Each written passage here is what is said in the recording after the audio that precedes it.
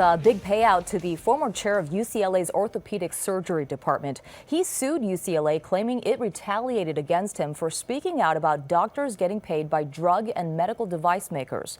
KCAL 9's Randy Page explains the case went to trial, but UCLA settled at the last minute.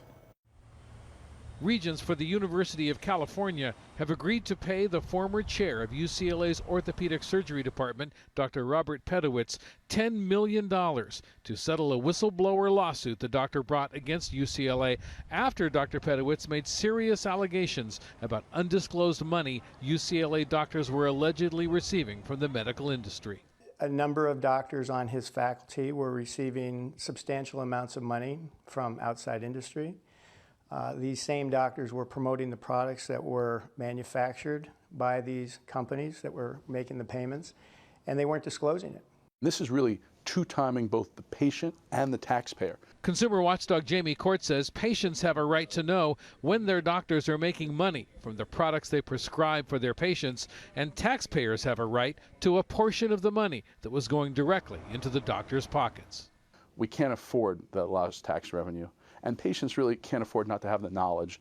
UCLA declined our request for an on-camera interview and instead has offered this written statement, which says in part, UCLA acted fully within the scope of law and UC policy in this case.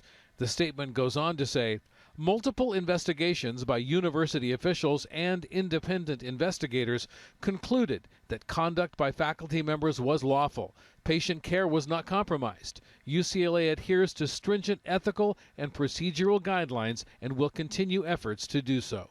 They're still in denial.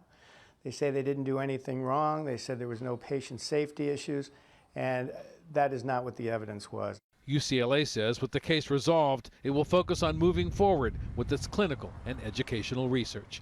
In Westwood, Randy Page, KCAL 9 News.